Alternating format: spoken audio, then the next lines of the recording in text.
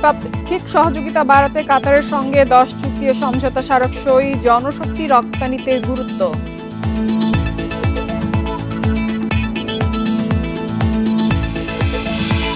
বাংলাদেশের উন্নয়নের অংশীদার হতে চায় কিরগিজস্তান, তৈরি পোশাক ওষুধ আমদানিতে আগ্রহ।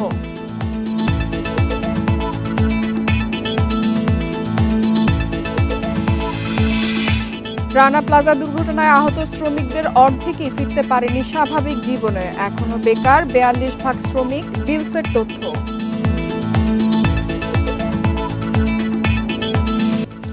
সবাইকে আমন্ত্রণ অর্থনীতি সারাদিনে, আপনাদের সাথে আছি তারা শুনছিলেন শিরোনাম, এবারে জানাবো বিস্তারিত।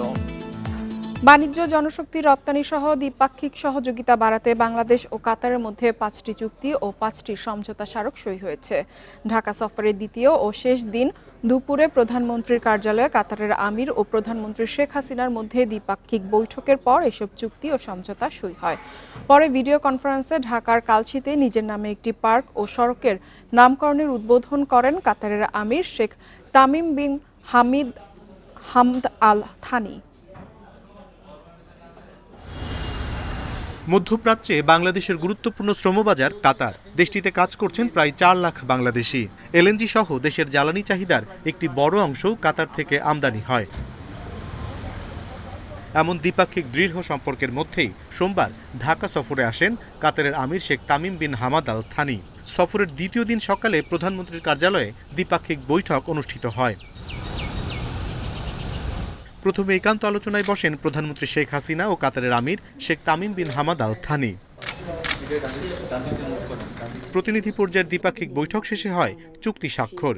দ্বৈত কর পরিহার, সাগরপথে পরিবহন, বিনিয়োগ উন্নয়ন ও সুরক্ষা, আইনগত সহযোগিতা এবং যৌথ ব্যবসা পরিষদ গঠন সংক্রান্ত চুক্তিতে স্বাক্ষর করে দুই দেশ।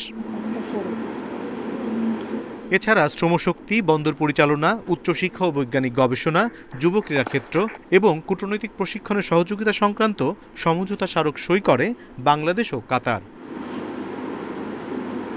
পরে রাজধানীর কালশি এলাকায় বালুর মাঠে নির্মিতব্য পার্ক এবং ইসিবি চত্বর থেকে কালশি উড়াল সেতু পর্যন্ত সড়কটি কাতারের আমিরের নামে নামকরণ করা হয়।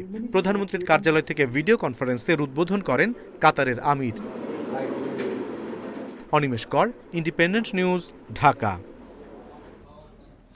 ঋণের তৃতীয় কিস্তি নিয়ে আলোচনা করতে ঢাকা এসেছে আন্তর্জাতিক মুদ্রা তহবিল IMF এর দল। ঢাকা সফরে বৈদেশিক মুদ্রার রিজার্ভ, মূল্যস্ফীতির হার, ব্যাংকিং খাত ও রাজস্ব সংস্কারের উপর গুরুত্ব দেবে প্রতিনিধি দল। মঙ্গলবার 10 সদস্যের IMF দল ঢাকায় পৌঁছেছে। বুধবার থেকে তারা অর্থ বিভাগ, বাংলাদেশ ব্যাংক, জাতীয় রাজস্ব বোর্ড সহ কয়েকটি সরকারি সংস্থার সঙ্গে বৈঠক করবে। সফররত দলটি দেশের সামষ্টিক অর্থনৈতিক স্থিতিশীলতার জন্য জ্বালানি ভর্তুকি, সরকারি ঋণ, আসন্ন বাজেট ও রাষ্ট্রীয় মালিকানাধীন সংস্থাগুলোর কর্মদক্ষতা নিয়ে আলোচনা করবে।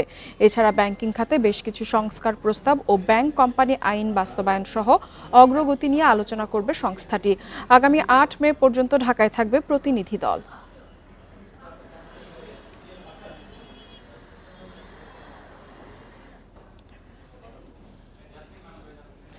দেশের শীর্ষ শিল্প গ্রুপ বেক্সিমকোর সাথে অংশীদারিত্ব গড়ে তুলতে চায় মধ্য এশিয়ার মুসলিম প্রধান দেশ কিরগিজস্তান রিপাবলিক।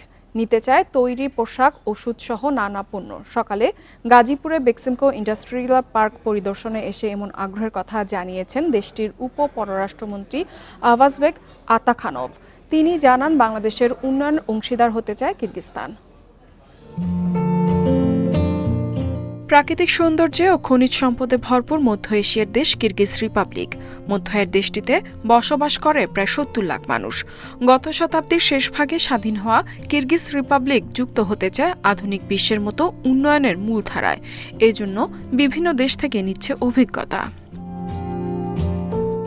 এরই অংশ হিসেবে ঢাকায় দেশটির উপ পররাষ্ট্রমন্ত্রী। সরকারি পর্যায়ে আলাপ আলোচনা শেষে মঙ্গলবার বেক্সিমকো শিল্প পার্ক পরিদর্শনে আসেন তিনি। তাকে স্বাগত জানান বেক্সিমকো গ্রুপের উপদেষ্টা সৈয়দ নাভিদ হোসেন। এরপর সংক্ষিপ্ত বৈঠকে কিরগিজ মন্ত্রীকে বেক্সিমকোর বিনিয়োগ বাণিজ্য সম্পর্কে ধারণা দেন তিনি। বেক্সিমকোর নানা উদ্যোগে বিস্ময় প্রকাশ করেন কিরগিজ মন্ত্রী। কিরগিজস্তান সফরে বেক্সিমকো প্রতিনিধিদের আমন্ত্রণও জানান। বস্ত্র, ওষুধ সহ নানা খাতে বাংলাদেশের অর্জন অসামান্য। এই দেশটি বিশ্বের অন্যতম বর্ধনশীল একটি অর্থনীতি। আমরা বাংলাদেশের সঙ্গে সম্পর্ক জোরদার করতে চাই। কিভাবে আমরা বাণিজ্য ও বিনিয়োগ বাড়াতে পারি তা নিয়ে কাজ করব। পরে কিরগিজ মন্ত্রীকে স্বাগত জানান বেক্সিমকো টেক্সটাইলের প্রেসিডেন্ট ও সিইও আহমেদ শাহরিয়ার রহমান। জানান, দেশের গণ্ডি পেরিয়ে বিশ্বের বিভিন্ন দেশে বিনিয়োগ সম্ভাবনা যাচাই করছে বেক্সিমকো। বেক্সিমকো সবসময় নতুন সুযোগ ও অংশীদার তৈরিতে বিশ্বাস করে। তাদের আমন্ত্রণ আমরা ইতিবাচকভাবে দেখছি। আশা করি আমরা একসাথে এগিয়ে যেতে পারবো।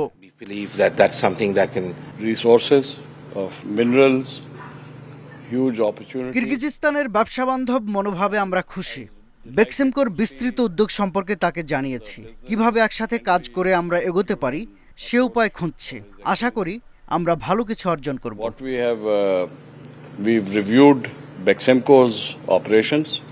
বেক্সিমকো শিল্প পার্কের নানা কারখানা ঘুরে দেখেন কিরগিজ মন্ত্রী ও তার সঙ্গীরা। ঘুরে দেখেন শাহিনপুকুর সিরামিক কারখানাও। তৈরি পোশাক সহ নানা উদ্যোগের উচ্ছ্বসিত প্রশংসা করেন তিনি। ইফাতারা, ইন্ডিপেন্ডেন্ট নিউজ।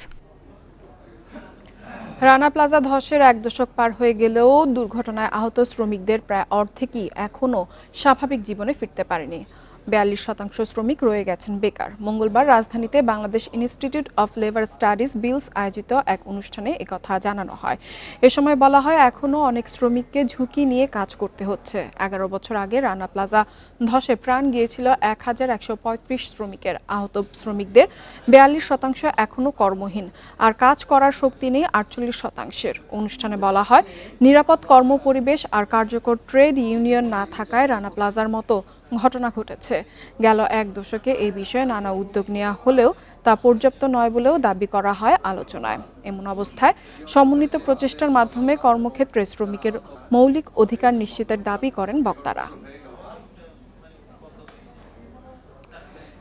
ক্ষতিপূরণ অত্যন্ত অপ্রতুল, অনেক সমস্যা হয়েছি। তো আমার মূল কথা একটাই, যে আমাদের ইউনিয়ন করতে হবে এবং ইফেক্টিভ ইউনিয়ন, নাম কি আসতে না, ইউনিয়ন কার্যকর ইউনিয়ন করে সেখানে বার্গেনিংয়ের যদি ব্যবস্থাটা সঠিকভাবে করা যায়, তারই পরে আমাদের দেশের শ্রমজীবী মানুষের সমাধান, সমস্যার অনেকখানি সমাধান হবে। আবারও কমানো হয়েছে দেশের বাজারে স্বর্ণের দাম। সবচেয়ে ভালো মানের 22 ক্যারেটের 1 ভরি স্বর্ণের দাম ৩,১৩৮ টাকা কমিয়ে ১,১৬,২৯০ টাকা নির্ধারণ করা হয়েছে। মঙ্গলবার বিকেল থেকেই নতুন দাম কার্যকর হয়েছে বলে এক বিজ্ঞপ্তিতে জানিয়েছে বাংলাদেশ জুয়েলার্স সমিতি বাজুস। বিজ্ঞপ্তিতে বলা হয়, স্থানীয় বাজারে তেজাবি স্বর্ণের মূল্য কমেছে, ফলে সার্বিক পরিস্থিতি বিবেচনায় স্বর্ণের নতুন দাম নির্ধারণ করা হয়েছে। নতুন দাম অনুযায়ী প্রতি ভরি 22 ক্যারেট স্বর্ণের দাম পড়বে ১,১৬,২৯০ টাকা। এছাড়া 21 ক্যারেটের প্রতি ভরি ১,১০,৯৯৫ টাকা, 18 ক্যারেটের প্রতি ভরি ৯৫,১৪৩ টাকা এবং সনাতন পদ্ধতির প্রতি ভরি স্বর্ণের দাম ৭৬,৫৮৬ টাকা নির্ধারণ করা হয়েছে। চলতি বছর এই নিয়ে 11 বার স্বর্ণের দাম সমন্বয় করল বাজুস।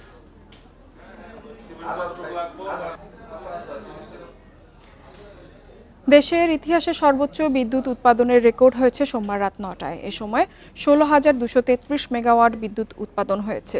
বিদ্যুৎ ও জ্বালানি মন্ত্রণালয় সংবাদ বিজ্ঞপ্তিতে এ তথ্য দিয়েছে। এর আগে সর্বোচ্চ বিদ্যুৎ উৎপাদনের রেকর্ড ছিল রোববার ১৫,৬৬৬ মেগাওয়াট। এর মধ্যে আদানি সহ ভারত থেকে আমদানি হয়েছে ২,৩০০ মেগাওয়াটের বেশি বিদ্যুৎ। বিদ্যুৎ বিভাগ জানায়, বর্তমানে দেশব্যাপী চলছে তীব্র তাপদাহ, তাই জনজীবনে স্বস্তি দিতে নিরবচ্ছিন্ন বিদ্যুৎ উৎপাদনে জোর দেওয়া হয়েছে। বর্তমানে শিল্পে ব্যবহৃত ক্যাপটিভ সহ বিদ্যুৎ উৎপাদনের সক্ষমতা ৩০,০০০ মেগাওয়াটের বেশি। তবে জ্বালানি আমদানির সীমাবদ্ধতায় চাহিদা মতো বিদ্যুৎ উৎপাদন ব্যাহত হয়। 14,000 সামথিং, তারপরে 15,000 সামথিং, আজকে 16,233, যেটা ইতিপূর্বে আর কখনো হয়নি। সুতরাং ডিমান্ডকে ফেস করার জন্য, আমরা চেস করার জন্য কিন্তু আমরা আমাদের উৎপাদন বাড়াইতে যাচ্ছি। আপনারা মাননীয় প্রতিমন্ত্রীর বক্তব্য থেকে শুনছেন, আমাদের কিন্তু উৎপাদনের প্রকৃত সক্ষমতা 20,000 মেগাওয়াটের বেশি আছে।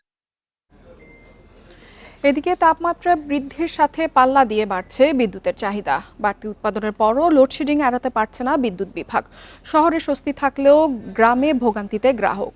বিশেষজ্ঞরা বলছেন, বিশ্ববাজারে দাম কমায় বিদ্যুৎ উৎপাদনে গ্যাস ও কয়লার সর্বোচ্চ ব্যবহারে জোর দিতে হবে। তবে প্রতিমন্ত্রী বলছেন, অর্থের যোগানই সংকট মোকাবেলার চ্যালেঞ্জ এখন। দেশব্যাপী বিদ্যুতের চাহিদা ও যোগানের দায়িত্বে থাকা ন্যাশনাল লোড ডিসপ্যাচ সেন্টারের তথ্যমতে গত শনিবার রাত ৯টায় দেশে বিদ্যুতের সর্বোচ্চ চাহিদা ছিল ১৫,৭৫০ মেগাওয়াট। ওই সময় উৎপাদন হয় ১৫,৩৫৮ মেগাওয়াট। রোববার একই সময় উৎপাদন বেড়ে দাঁড়ায় ১৫,৬৬৬ মেগাওয়াটে। চাহিদা ছিল ১৬,০০০। লোডশেডিং পর্যালোচনায় দেখা যায় ওই ২ দিন চাহিদা মতো বিদ্যুৎ পাননি রংপুর, কুমিল্লা ও ঢাকার কিছু এলাকার মানুষ। সবচেয়ে দুর্ভোগে ছিলেন ময়মনসিংহ এলাকার গ্রাহকরা। ২ ঘন্টা পর ১০০ ঘন্টা লোডশেড হচ্ছে। এই লোডশেডটা দিন দিন কমে যাবে, কারণ সেচের মৌসুমটা চলে যাচ্ছে। আমাদের ২০০ থেকে ২২০ মেগাওয়াটের মতো লোডশেড করাতে হচ্ছে বর্তমানে। চলতি সপ্তাহের প্রথম দুদিন গ্যাস ভিত্তিক কেন্দ্রগুলো ৭,৮৮৬ মেগাওয়াট পর্যন্ত বিদ্যুৎ দিয়েছে। তরল জ্বালানি থেকে সর্বোচ্চ ২,৯৫৯ এবং কয়লা থেকে ৪,০০০ মেগাওয়াটের বেশি বিদ্যুৎ আসে। বিদ্যুৎ প্রতিমন্ত্রী বলছেন, জ্বালানির যোগানই সবচেয়ে বড় চ্যালেঞ্জ। HO4 পাওয়ার প্ল্যান্টগুলো আছে, তাদেরকে ফুল লোডে আমরা চালাতে বলছি, কিন্তু এখানে বড় বিষয় হলো ফাইন্যান্স। গ্যাস আমার নিয়মিত দিতে হবে। আমি তো পাওয়ার প্ল্যান্ট নিয়ে বসে আছি, 18,000 19,000 পর্যন্ত আমি দিতে পারবো। কয়লা ভিত্তিক পাওয়ার প্ল্যান্ট হাতে আসছে। আমার মেইন সমস্যা হলো যে পাওয়ার প্ল্যান্টগুলি চালু রাখা, তাদের ফাইন্যান্স সাপোর্ট দেওয়া, সেটাই হলো আমার মেইন চ্যালেঞ্জ। গত ১২ দিনে বেসরকারি খাতের তরল জ্বালানির বিদ্যুৎ কেন্দ্রগুলোর উৎপাদন দ্বিগুণ করা হয়েছে। বিশেষজ্ঞরা বলছেন, এসব কেন্দ্রের উৎপাদন খরচ বেশি, তাই বেশি ব্যবহারে গ্রাহকের ওপর দাম বৃদ্ধির চাপও বাড়বে। আগে যে দামে কিনতে হয়েছে তার অর্ধেকের কাছাকাছি চলে এসেছে। সো ওনারা যেন এইটুক মনোযোগী হন, যেন গ্যাসের সম্পূর্ণ যতটুকু আমরা ধারণ করতে পারি যেন আসে। একইভাবে কয়লার দামও কম। সম্পূর্ণ আমাদের যতগুলা পাওয়ার প্ল্যান্ট আছে কয়লা ভিত্তিক, এগুলোর জন্য সম্পূর্ণ কমপ্লিটলি ফুল ক্যাপাসিটি চালাতে পারি। সঞ্চালন লাইনের দুর্বলতাও লোডশেডিংয়ের জন্য দায়ী বলে মত বিশ্লেষকদের। Hari Saha, independent news, Dhaka. প্রচণ্ড দাবদাহে নষ্ট হচ্ছে মৌসুমি ফল ও মাঠের ফসল। দীর্ঘ খরা ও নিয়মিত সেচের অভাবে ব্যাহত হতে পারে উৎপাদন, ফসল হারাতে পারে পুষ্টিগুণ, এমন শঙ্কা কৃষি বিজ্ঞানীদের। কৃষকরা বলছেন, প্রচণ্ড রোদ ও গরমে শুকিয়ে যাচ্ছে গাছ, ঝরে যাচ্ছে ফল। তীব্র তাপপ্রবাহ আর ভ্যাপসা গরমে অতিষ্ঠ জনজীবন। সেই প্রভাব মৌসুমি ফল ও মাঠের ফসলেও। 2 বিঘা জমিতে টমেটো চাষ করেছেন কেরানীগঞ্জের সুমন মিয়া। উৎপাদন লক্ষ্য 2 টন হলেও এখন পর্যন্ত সংগ্রহ 1 টনের কিছু বেশি, ফলে লোকসান গুনতে হচ্ছে তাকে। তিনি জানান, তীব্র গরমে সময়ের আগেই মরে যাচ্ছে গাছ। খরচ ওঠা নিয়েই সংশয়ে তিনি। তাপমাত্রাটা একটু কম থাকতো তাহলে আমাদের ফলনটা একটু ভালো হইতো, গাছটা লং টাইম থাকতো, ফলটা একটু ভালো হইতো। এই তাপের কারণে আমাদের এই গাছগুলো তাড়াতাড়ি মারা গেছে। নিয়মিত সেচ দিয়েও ফল ঝরা রোধ করা সম্ভব হচ্ছে না বলে জানান চাষিরা। গাছের গুঁড়িতে পানি দেওয়া এবং গাছের উপরে পানি দেওয়ার পরও রাখা যাচ্ছে না। কৃষি বিজ্ঞানীরা বলছেন, তীব্র তাপে ঠিকমতো পরাগায়ন হচ্ছে না, ফলের বেড়ে ওঠা ব্যাহত হচ্ছে, অপরিপক্ক অবস্থায় ঝরে পড়ার আশঙ্কা তৈরি হচ্ছে। এত তাপমাত্রা যদি থাকে তাহলে আমরা স্বাভাবিক ফল হয়তোবা আমরা পাবো না। আবহাওয়াগত পরিবর্তনের জন্য এবার টোটাল ফলের উপরই একটা বিরূপ প্রভাব পড়বে। ধানে চিটা ধরার শঙ্কা জানিয়ে কৃষিবিদরা বলছেন, পর্যাপ্ত সেচ সরবরাহ করা না গেলে ফসলের উৎপাদন অর্ধেকে নেমে আসতে পারে, দেখা দিতে পারে মানহীন ফসলের, যা মানবদেহে পুষ্টি সরবরাহে ব্যর্থ হবে। কৃষকের মাঠে যে আবাদি ফসলগুলো আছে, এই অতিরিক্ত গরমে তার নষ্ট হওয়ার সম্ভাবনা অনেক বেশি। এবং এই আম বা ফসলের মধ্যে, ফলনের মধ্যে যে গুণাগুণ, কি কার্বোহাইড্রেট, কি প্রোটিন, কি খনিজ পদার্থ ইত্যাদি ইত্যাদি যা থাকার কথা, সেগুলোর মাত্রা কমে যাবে। পরিস্থিতি মোকাবিলায় নিয়মিত সেচের পাশাপাশি তাপ সহিষ্ণু ফসলের জাত উদ্ভাবনের পরামর্শ কৃষি বিশেষজ্ঞদের। আনোয়ার সাদাত নূর, ইন্ডিপেন্ডেন্ট নিউজ, ঢাকা। এবারে শেয়ার বাজারের খবর। আবারও সূচকের পতন। দেশের 2 শেয়ার বাজারে ডিএসইতে প্রধান সূচক কমেছে 41 পয়েন্ট। এ সময় দর হারিয়েছে 78 ভাগ প্রতিষ্ঠানের শেয়ার। অন্যদিকে চট্টগ্রাম শেয়ার বাজারে সার্বিক সূচক কমেছে 34 পয়েন্ট। মঙ্গলবার লেনদেনের শুরুতেই ইতিবাচক ঢাকার শেয়ার বাজার। প্রথম 5 মিনিটে প্রধান সূচক বাড়ে 15 পয়েন্ট, এরপর থেকে নিম্নমুখী সূচক। দিন শেষে ডিএসইএক্স সূচক কমেছে 41.25 পয়েন্ট, অবস্থান করছে 5633 পয়েন্টে। ডিএসইতে বেড়েছে লেনদেনের পরিমাণ। আগের দিনের চেয়ে 23 কোটি টাকা বেড়ে মোট লেনদেন হয়েছে 597 কোটি 56 লাখ টাকার শেয়ার। হাত বদলে অংশ নেওয়া 396টি কোম্পানি ও মিউচুয়াল ফান্ডের মধ্যে দর হারিয়েছে 78 প্রতিষ্ঠানের শেয়ার। এর মধ্যে দর বেড়েছে মাত্র 50টির, কমেছে 310টির, অপরিবর্তিত রয়েছে 36টি প্রতিষ্ঠানের শেয়ারের দর।